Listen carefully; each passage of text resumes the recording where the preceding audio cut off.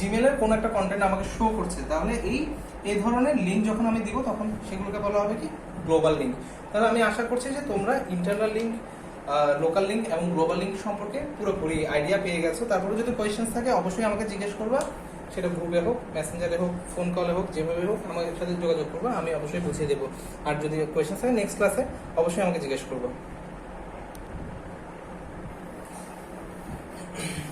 আমরা global link মোটামুটি বুঝে গিয়েছি। আচ্ছা, এখানের মধ্যে আমি তোমাদেরকে লিঙ্ক দেখানোর সময় একটা কথা বারবার লিখছিলাম, href। এটা দিয়ে কি বুঝি? এটা হচ্ছে একটা সিনট্যাক্স। কিসের সিনট্যাক্স? লিঙ্কে প্রকাশ করার সিনট্যাক্স। এই href এর ভিতরে আমরা যা লিখছি বেসিক্যালি ওইটাই লিঙ্ক হিসেবে কাজ করছে। ওখানে যখন আমরা ক্লিক করছি, এখানে href এর ভিতরে আমরা যে লিঙ্কটা দিয়ে দিচ্ছি বেসিক্যালি আমাদেরকে ওই লিঙ্কে নিয়ে যাচ্ছে। না হয় ইমেজ, যখন ইমেজের ক্ষেত্রে যখন শো করছি সোর্সে, href এর ভিতরে যখন আমরা কোনো কিছু দিচ্ছি তখন হচ্ছে আমাদের ক্লিক করলে আমাদেরকে ওই লিঙ্কে নিয়ে যাচ্ছে। আর ইমেজের ক্ষেত্রে সোর্সে ওই সোর্স থেকে ফেচ করে নিয়ে আসতেছে। তো এই href কথাটা বেসিক্যালি অ্যাঙ্কর ট্যাগের মধ্যে লেখা হয়, ঠিক আছে? অ্যাঙ্কর ট্যাগের মধ্যে এই hrefটা ইউজ করা হয়, আর সোর্স ইউজুয়ালি ইমেজের জন্য ইউজ করা হয়। তো এতটুকু পর্যন্ত সবার ক্লিয়ার আশা করতে পারছি।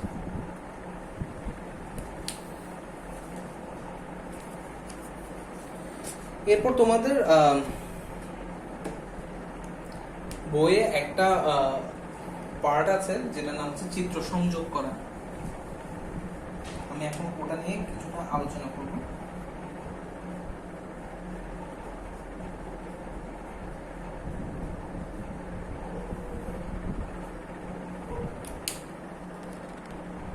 আমরা অলরেডি ইমেজ নিয়ে অনেকগুলো এক্সাম্পল দেখেছি। আমি আশা করছি যে এই জিনিসটা তোমাদের বুঝতে অনেক সুবিধা হবে। তো ইমেজ অ্যাড করা বা চিত্র সংযোগ করা হয় বেসিক্যালি ইমেজ ট্যাগের মাধ্যমে, ঠিক আছে? এটা কোনো কন্টেনার ট্যাগ না, বিকজ হচ্ছে আমাদের এটা এরকম কোনো ট্যাগ না, ঠিক আছে? এর কোনো ক্লোজিং ট্যাগ নেই। এটাকে আমরা রিপ্রেজেন্ট করি এভাবে, ইমেজ, ঠিক আছে? এরপর আমরা কি দিই? Source src। এখানে হচ্ছে যে ইমেজটা আমরা শো করতে যাবো ওটার লিঙ্কটা দিই, এরপর আমরা শেষ করে দিই। এতদিন পর্যন্ত আমরা এত দূরেই দেখেছি। এখন এমন হতে পারে না একটা ইমেজকে তুমি হাইট কত হবে, উইথ কত হবে এগুলো বলে দিতে যাচ্ছ, মানে ইমেজটা কি স্কোয়ার হবে নাকি রেক্টেঙ্গুলার হবে নাকি এমন হবে দেখতে, সবকিছু তুমি কি বলে দিতে পারছো কিসের মাধ্যমে? অ্যাট্রিবিউটস এর মাধ্যমে। কি কি অ্যাট্রিবিউটস আমরা ওগুলোই দেখবো এখন।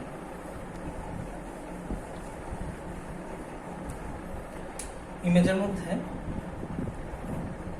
সোর্স লিখলাম, এরপর কি বলতে পারি আমরা? হাইট মনে করো 100 দিলাম, ঠিক আছে? এই 100 দিয়ে কি বুঝাবে? এই 100 দিয়ে বুঝাচ্ছে হচ্ছে 100 পিক্সেল, ঠিক আছে? উইথ দিলাম 100, ঠিক আছে? এরপর কি করলাম? আমি ট্যাগটাকে ক্লোজ করলাম। তো এটা দিয়ে কি বুঝাচ্ছে জানো? এটা একটা স্কোয়ার ইমেজ, বিকজ এটা হাইট 100 উইথও 100,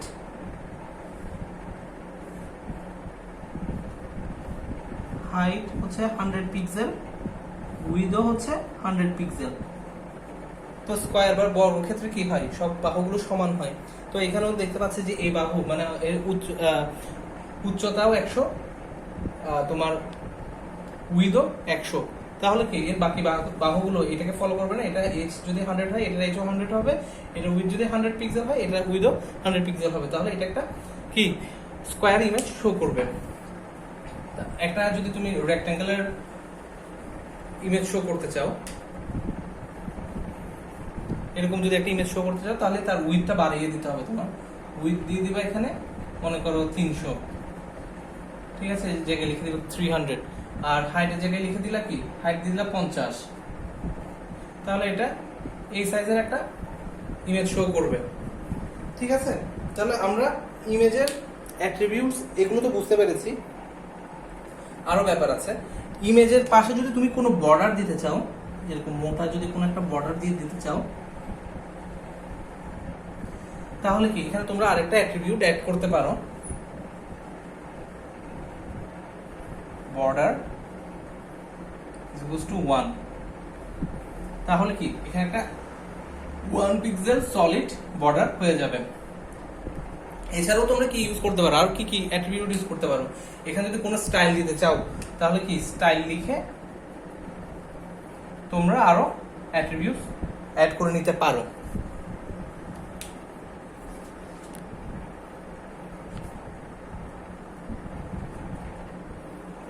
এখন মনে করো কোনো কারণে ইমেজটা তোমার সার্ভার থেকে সে লোড করতে পারলো না, হ্যাঁ, বা কোনো কারণে ইমেজটা মিসিং, তুমি এখানে একটা ইমেজ শো করাতে যাচ্ছ, বাট কোনো কারণে সার্ভার থেকে হোক বা যে কোনো কারণে ইমেজটা লোড হয়ে আসলো না, তাহলে এই জায়গাটা কি ব্ল্যাঙ্ক দেখাবে না? তুমি চাইলে কিন্তু এখানে ইমেজ যদি না শো করে তার পরিবর্তে কোনো টেক্সটও একসাথে বসিয়ে দিতে পারো। যদি ইমেজটা মিসিং থাকে তাহলে মনে করো তুমি এখানে দিয়ে দিলে হচ্ছে নো ইমেজ ফাউন্ড, এরকম একটা টেক্সট তুমি দিয়ে দিতে চাচ্ছ। যদি ইমেজটা পাওয়া না যায় তখন তুমি কি করবা, বেসিক্যালি ইমেজ ট্যাগটা এখানে তো সোর্সটা দিলা ইমেজের, এখানে অল্ট বা অল্টারনেট হিসাবে, হ্যাঁ অল্টারনেটিভ হিসাবে এখানে যে টেক্সটটা লিখে দিবা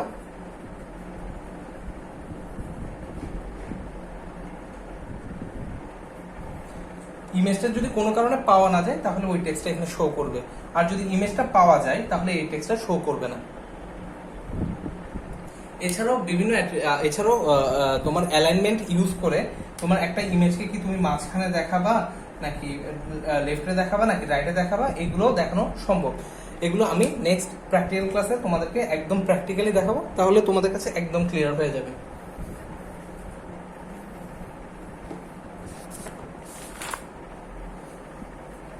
এখন আমরা চলে আসতেছি আমাদের সবচেয়ে গুরুত্বপূর্ণ টপিক টেবিলে।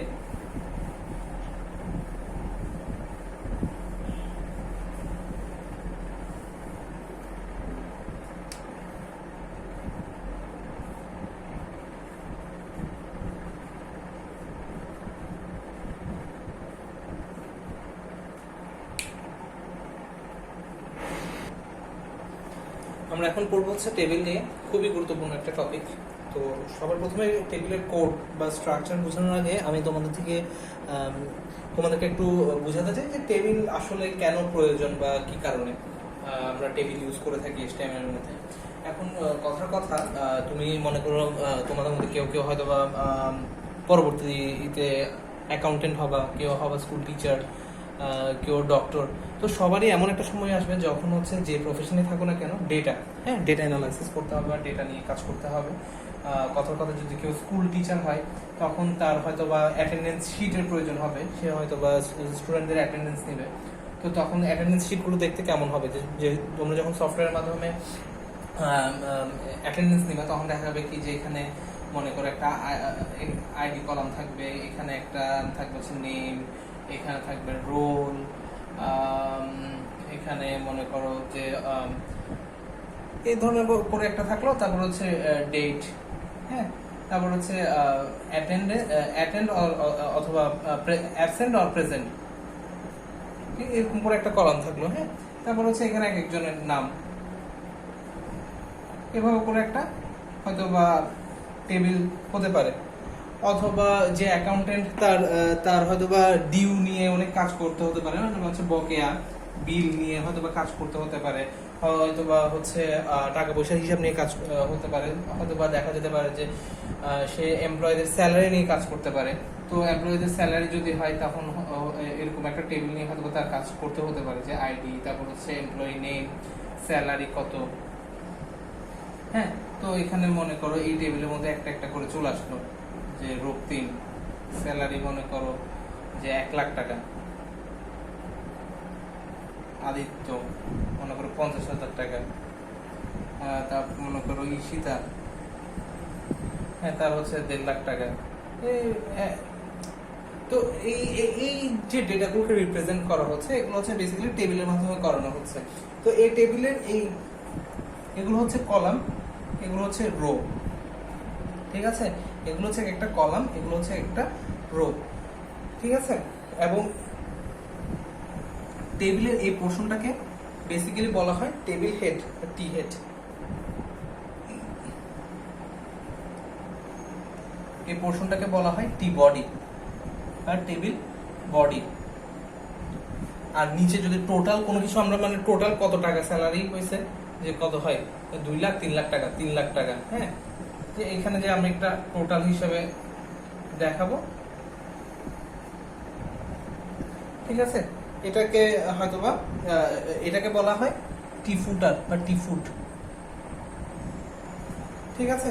তো এই জিনিসগুলো আমার মনে হয় আমরা কোডে যাওয়ার আগে এই জিনিসগুলো একটু জেনে রাখা প্রয়োজন। তাহলে আমরা একটা টেবিল স্ট্রাকচার রেডি করে তার কোড কিভাবে করতে হবে আমরা সেদিকে চলে যাচ্ছি। তো আমরা যে টেবিলটা ড্র করব আমরা ধরে নিই হচ্ছে একটা এমপ্লয়ি, একটা কোম্পানির এমপ্লয়ীদের স্যালারির একটা টেবিল, ছোট করে, জাস্ট অত ডিটেলসে যাব না, জাস্ট ছোট করে একটা টেবিল আমরা ড্র করব, ঠিক আছে। তো টেবিলটা দেখতে কেমন হবে? টেবিলটার সবার উপরে টি হেড থাকবে, ঠিক আছে। টি হেডে আমরা ফার্স্টে এখানে একটা আইডি রাখবো, ঠিক আছে। এখানে নাম রাখবো,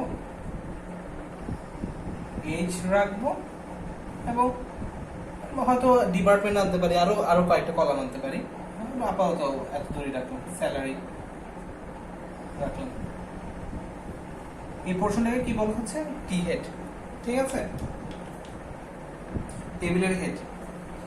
এরপর কি আসলো? আমরা টি বডি, এই পোর্শনটা হচ্ছে টি বডি। এখানে আমরা কি করব? 1 নাম্বার রক্তিম, এজ 15, স্যালারি 1 লাখ টাকা। এরপর আসলো আরি 15, 50,000 টাকা। ঈশিতা 15, 70,000 টাকা। মহুয়া 15, 2 লাখ টাকা। গৌধনী 15, 3 লাখ টাকা, ঠিক আছে। এটা আমরা একটা জেনারেল টেবিল ফার্স্টে ড্র করলাম। তাহলে এটা আমরা এখন কোড করব। কোডের ফার্স্টে দেখো, এটা যে একটা টেবিল, টেবিলের জন্য আমাদের সবার প্রথমে লিখতে হবে কি? স্টার্ট করতে হবে, তারপর আমি ওই পাশটাতে একটু জায়গা করা ট্রাই করি।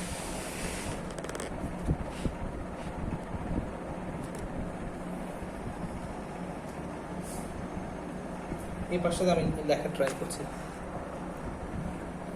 ফার্স্ট আমরা স্টার্ট করব কি দিয়ে? টেবিল দিয়ে।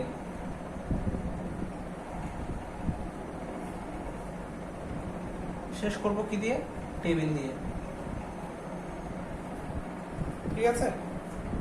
টি হেড টি বডি নিয়ে আমরা এখন আলোচনা করব না, আগে আমরা বেসিক জিনিসটা বুঝব, ঠিক আছে। এতদূর লিখলাম। লেখার পরে আমাদেরকে ফার্স্টে এই জিনিসটা ডিজাইন করতে হবে। এই জিনিসটা ডিজাইন করার জন্য আমাদের সবার প্রথমে কি দেখো, এখানে একটা রো আছে, এটা একটা পুরোটা একটা রো, ঠিক আছে। তাহলে আমাকে কি লিখতে হবে? ফার্স্টে সবার আগে টিআর লিখতে হবে, ঠিক আছে। টিআর দিয়ে কি বোঝাচ্ছে? Table row. শেষ করবো কি দিয়ে? টিআর দিয়ে, ঠিক আছে, বুঝতে পারলাম। এরপর আমার কি, এটা একটা কলাম, কিসের ভিতরে কলাম? এই রো এর মধ্যে কলাম। তাহলে কিভাবে লিখবো? কলামকে আমরা কি দিয়ে প্রকাশ করব? টিডি দিয়ে প্রকাশ করব, দেখতে পাচ্ছ? টিডি। টিডির মধ্যে ফার্স্টে কি লিখবো? আইডি।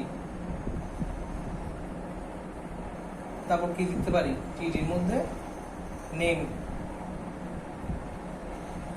এরপর কি? এজ।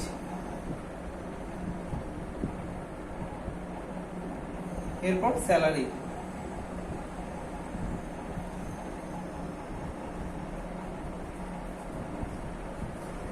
তাহলে আমাদের এতদূর কমপ্লিট হয়ে গেল, প্রথম রোটা কমপ্লিট হয়ে গেল, ঠিক আছে। এখন আমরা কি করব? বডির কাজটা করব। তাহলে বডির জন্য আমরা ফার্স্টে রক্তিমের রোটা নিলাম। তাহলে কি করতে হবে, আমাকে আবার একটা টিআর নিতে হবে। টিআর মানে কি, এই টেবিল রো, এই রোটা নিয়ে কাজ করব, ঠিক আছে। নিয়ে এটা শেষ করব, শেষ করার পর কি দিব, ফার্স্ট টিটিতে কি যাবে 1, সেকেন্ড টিটিতে আর একে, থার্ড টিটিতে 15, ফোর্থ টিটিতে 1 লাখ, টিডি শেষ। বেসিক্যালি কি, এই টিডিটা হচ্ছে টিআর এর ভিতরে, ঠিক আছে। এই কন্টেন্ট গুলো হচ্ছে টিআর এর ভিতরে। সবার আগে কি নিতে হবে, টেবিল রোটাকে নিতে হবে। রো নিয়ে এর ভিতরে কি রাখবো, আমরা এই কলামগুলোকে রাখবো টিডি আকারে। ঠিক সেম ভাবে আসবে কিসের জন্য, আদিত্যর জন্য। আবার একইভাবে টিআর নিব,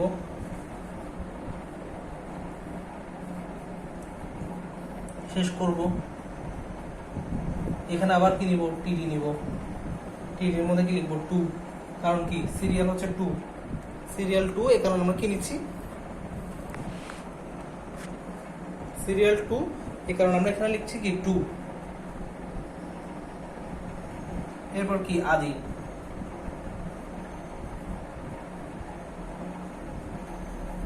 তো এভাবে করে চলতে থাকবে।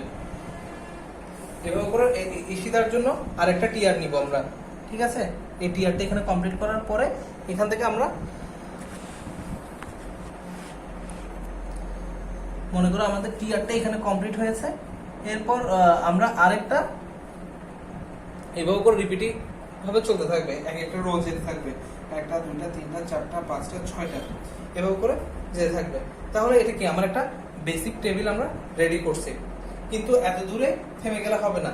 ও এখানে একটা জিনিস খেয়াল করো, আমরা কিন্তু এখানে কোনো বর্ডার উল্লেখ করি নাই, ঠিক আছে। এখানে কিন্তু আমরা কোনো রকমের টেবিলের এখানে কোনো বর্ডারের কথা আমরা বলি নাই, আমরা জাস্ট টেবিল বলছি।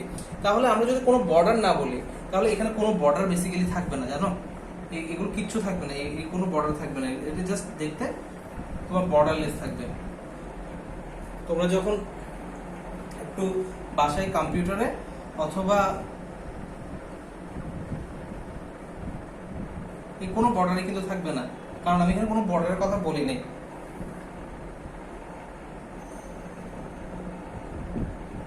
এটা বর্ডারলেস একটা টেবিল হবে।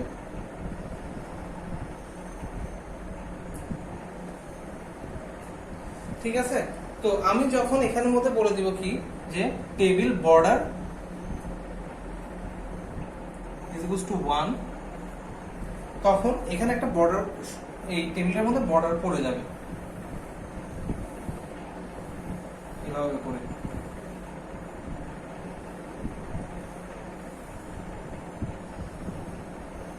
এরপর এভাবে করে একটা বর্ডার এখানে পড়ে যাবে। আমি যখন table border is equals to 1 বলবো তখন, ঠিক আছে। যদি 1 না বলে আমি এখানে কি বলি, 2 বলি, টেবিল বর্ডার যদি আমি 2 বলি, তাহলে এটা আরো মোটা হবে। মানে কি, একটা বর্ডার উপর বেসিক্যালি আরেকটা বর্ডার পড়বে, মোটা হয়ে যাবে জিনিসটা।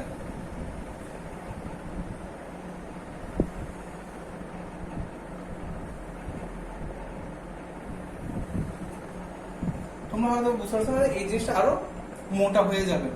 টেবিল বর্ডার যদি 3 বলি, তাহলে এটার উপর আরেকটা লেয়ার পড়বে বর্ডারের, তাহলে এটা আরো বর্ডারটা আরো মোটা হয়ে যাবে। তোমাদেরকে আমি নেক্সট ক্লাসে প্র্যাকটিক্যালি এটা দেখাবো, তাহলে একদম ক্লিয়ার হয়ে যাবে, একদম পানির মতো পরিষ্কার হয়ে যাবে।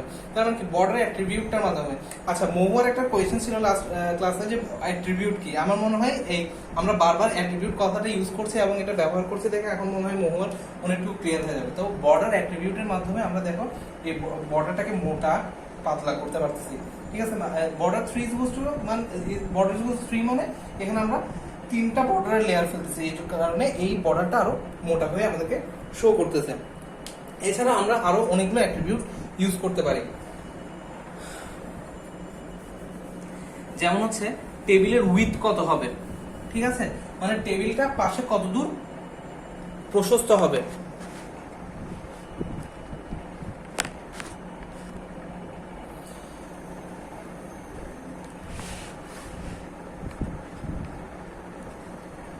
এছাড়া আমরা কি ইউজ করতে পারি বললাম, যে টেবিলের উইথ কত হবে। উইথ দিয়ে কি বোঝাচ্ছে যে টেবিলটা দেখতে আরো কতদূর প্রশস্ত হবে, ঠিক আছে। তাহলে আমরা ওটা কিভাবে বলতে পারি যে মনে করো এই টেবিলটা এত দূর আছে, আমি চাচ্ছি কি না টেবিলটা এত দূর না থেকে টেবিলটা এত বড় হোক, ঠিক আছে। তাহলে হচ্ছে আমি মনে করো টেবিল যখন আমি ডিফাইন করতেছি তখন আমি এখানের মধ্যে উইথটা বলে দিতে পারবো যে 200 পিক্সেল না কত হবে, এটা আমি এখানে বলে দিতে পারবো, ঠিক আছে। আমি চাইলে এখানে 300 লিখে দিতে পারবো। এখানে হচ্ছে এই অ্যাট্রিবিউটগুলো না বেসিক্যালি সেম সব জায়গায়। তুমি দেখবা কি ইমেজের ক্ষেত্রে তুমি উইথ হাইট বলতেছো, টেবিলের ক্ষেত্রে এই উইথগুলো মোটামুটি, এই অ্যাট্রিবিউটগুলো মোটামুটি সেম সব জায়গায়। তুমি এই কথাগুলো ইউজ করে, অ্যাট্রিবিউটগুলো ইউজ করে তুমি এই টেবিল বলো, ইমেজ বলো, ডিভ বলো, এগুলোকে তুমি ইয়ে করতে পারবা, ফরম্যাট করতে পারবা। এছাড়াও মনে করো যে টেবিল অ্যালাইনমেন্ট তুমি ইউজ করতে পারো। অ্যালাইনমেন্ট দিয়ে পজিশনটা তুমি বলে দিতে পারো যেটা কি রাইটে হবে নাকি লেফটে হবে, ঠিক আছে। এইগুলো প্র্যাকটিক্যাল ক্লাস আসলে দেখা লাগবে। তারপর এখন দেখো আরেকটা মজার জিনিস দেখেন। এখন পর্যন্ত আমরা কি নিয়ে পড়ছি, খালি টিআর আর টিডি নিয়ে। টিআর মানে কি রো, আর টিডি মানে কি কলাম। এখন আমি যেটা বলছিলাম যে তোমাদেরকে চাইলে কিন্তু প্রশ্ন কঠিন করতে পারে, এই টেবিল নিয়ে অনেক ঘুরিয়ে পেঁচিয়ে প্রশ্ন করতে পারে। এমন একটা কথা বললো যে তোমাদের এখন পর্যন্ত এখানে টিআর টিডি দিয়ে তোমরা দেখালে, লাস্টে গিয়ে বললো কি যে তোমরা একটা টোটাল শো করবা, ঠিক আছে। টোটাল কিরকম হবে, এখানে গিয়ে শুধু 2টা কলাম হবে। এখন পর্যন্ত জাস্ট একটা কলাম ছিল, লাস্টে গিয়ে 2টা কলাম হবে, সেটা এভাবে করে শো করতে হবে।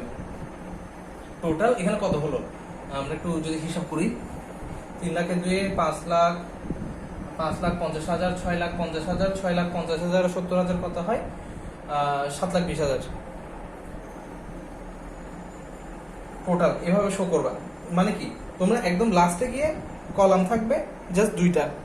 তাহলে তোমরা কি শিখে আসছো, তোমরা শিখে আসছো এতদিন পর্যন্ত, এখন পর্যন্ত যে আমি কলামের জন্য টিডি ইউজ করব। তাহলে তোমরা কি করতে, লাস্টে গিয়ে হয়তো বা টিআর একটা টিআর দিতা এটার জন্য,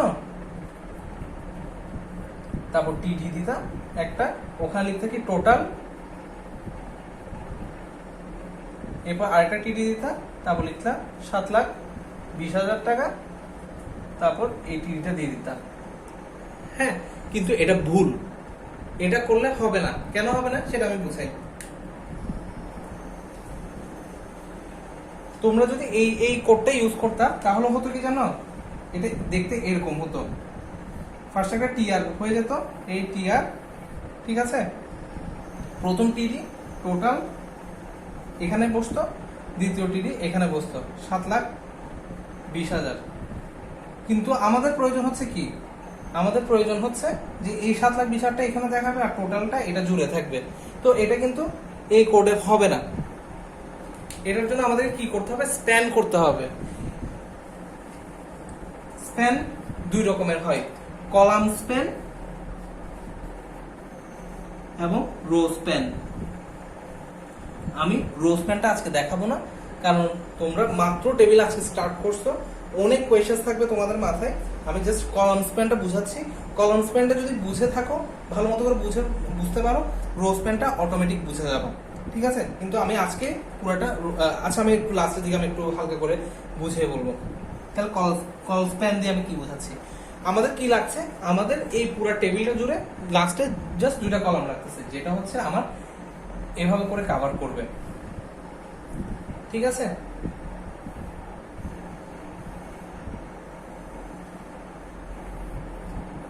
তাহলে কি আমি দেখো 2টা কলাম নিছি, এই কলামটা কি 3টা কলামের সমষ্টি, এই কলাম এই কলাম এই কলাম মিলে একটা কলাম হবে, যেখানে লেখা থাকবে হচ্ছে টোটাল, ঠিক আছে। আর এখানে কি 7,20,000, এটা হচ্ছে এই একটা কলামের জন্য। এই কলামটা এই কলামগুলোরই সমান, কিন্তু এই কলামটা বেসিক্যালি এই 3টা কলাম মিলে। তাহলে কি আমি কি করতেছি, এই কলামটাকে স্প্যান করতেছি বা বাড়াচ্ছি। কয়টা সমান কলামের বাড়াচ্ছি, 3টা কলামের সমান বাড়াচ্ছি। তাহলে আমাকে করতে হবে কি, এই টিডির পাশে একটা অ্যাট্রিবিউট লিখতে হবে, যেটার নাম হচ্ছে call span. Call span is equals to, আমি যখন 3 দিব তখন এটা 3টা কলামের সমান স্প্যান হয়ে যাবে, ঠিক আছে। এরপর টোটালটা যখন লিখবো, টোটাল লেখার সময় এই দেখো টোটালে এই টোটাল কথাটাকে কিন্তু আমি মাঝখানে লিখতেছি। আমি অন্য সবগুলোর ক্ষেত্রে দেখবো যে এটা সাইডে পড়ে আছে, কিন্তু এটা কি করলাম আমি মাঝখানে লিখলাম। তার মানে কি ফার্স্টে টিআর, এরপর আমরা কি করছি টিডি লিখলাম। টিডি কে আমরা কি করছি কল স্প্যান করছি। কয়টা কলামের সমান? 3টা। 3 লিখলাম। এরপর কি করতেছি টোটালটাকে লিখতেছি। এখন টোটালটাকে আমাদেরকে মাঝখানে রাখতে হবে। তাহলে মাঝখানে আমরা ট্যাগ, মাঝখানে রাখার ট্যাগ আমরা অলরেডি জানি কি লিখতে হয়, সেন্টার কথাটা লিখতে হয়। সেন্টার,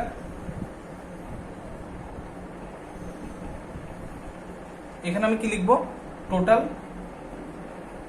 এরপর আমি টিডিটাকে ক্লোজ করে দিব।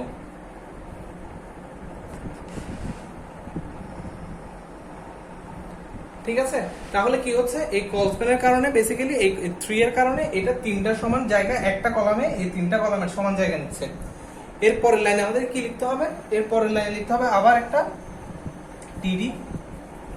ওই টিডির ভিতরে আমরা 7,20,000 টাকা লিখে দিলে হয়ে যাবে। এরপর আমাদেরকে টিআরটাকে ক্লোজ করতে হবে। ঠিক আছে, এটা দিয়ে আমরা কি বুঝতে পারছি, আমরা কল স্প্যান বুঝতে পারছি। এরপর আসছে রো স্প্যান।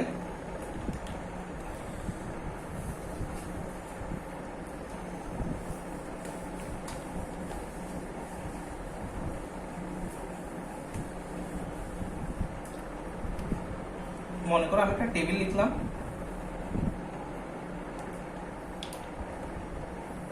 এখানে লিখলাম হচ্ছে মানি, এখানে নাম লিখলাম হচ্ছে নেম। ঠিক আছে, প্রথমে লিখলাম রক্তিম 100 টাকা, তারপর আবার লিখলাম রক্তিম 200 টাকা, আবার লিখলাম রক্তিম 200 টাকা, আদিত্য 50 টাকা, ইমেল 100 টাকা। এভাবে করে আমি একটা টেবিল ড্র করলাম,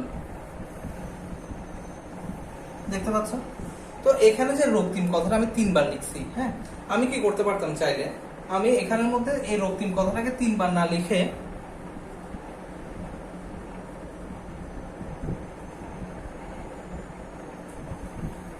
এভাবে করে রাখতে পারতাম।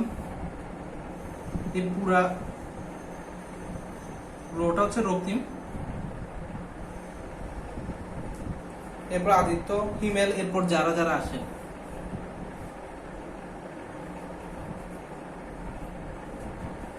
ঠিক আছে, কিন্তু রক্তিমেরটা কি বেসিক্যালি 3টা রো এর সমান। এর আগে আমরা পড়ছি কল স্প্যান, 3টা কলামের সমান দেখে আমরা কলামটাকে স্প্যান করছিলাম। এটা হচ্ছে 3টা রো এর সমান এই কলামটা। তাহলে আমাদের কি লিখতে হবে, টিডির পাশে লিখবো হচ্ছে রো স্প্যান 3।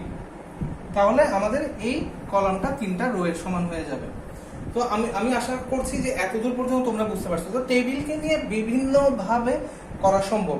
আগে আপাতত এটা বুঝো, বিভিন্ন রকমের দেখো এই রো স্প্যান কল স্প্যান কে ইউজ করে তোমরা আরো কত কিছু করতে পারবে। দেখো এরকম টেবিল ফরম্যাট আসতে পারে।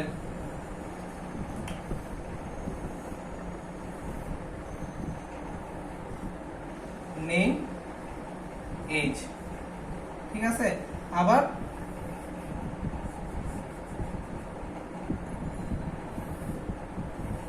এই নেমকে 2 ভাগে ভাগ করা যেতে পারে, first name, last name, age কে অ্যাকচুয়াল এজ, সার্টিফিকেট এজ। ঠিক আছে, এরপর মনে করো এটা একটা টেবিল হইল। তো দেখছো বিভিন্ন ভাবে একটা টেবিলকে নিয়ে খেলা করা সম্ভব। তো আমার মনে হয় কি আজকে এখন পর্যন্ত rowspan, colspan, TR, TD যতদূর পর্যন্ত পড়ানো হয়েছে অতদূর পর্যন্ত তোমাদের মন দিয়ে পড়া উচিত। এরপরে হচ্ছে আমরা এই অ্যাডভান্স জিনিসগুলো নিয়ে আলোচনা করব। আচ্ছা গেল। তো বেসিক টেবিল যখন পড়াচ্ছিলাম তখন আমি বলছিলাম কি যে টেবিলের মধ্যে আমরা বিভিন্ন অ্যাট্রিবিউট ইউজ করে আমরা চাইলে হচ্ছে টেবিলের বর্ডার বলে দিতে পারবো। এভাবে একটা just table border is equals to 1 বলে দিলে টেবিলের মধ্যে একটা বর্ডার চলে আসবে। এরপর আমি মনে করো অ্যালাইনমেন্ট বলে দিতে পারি যে রাইট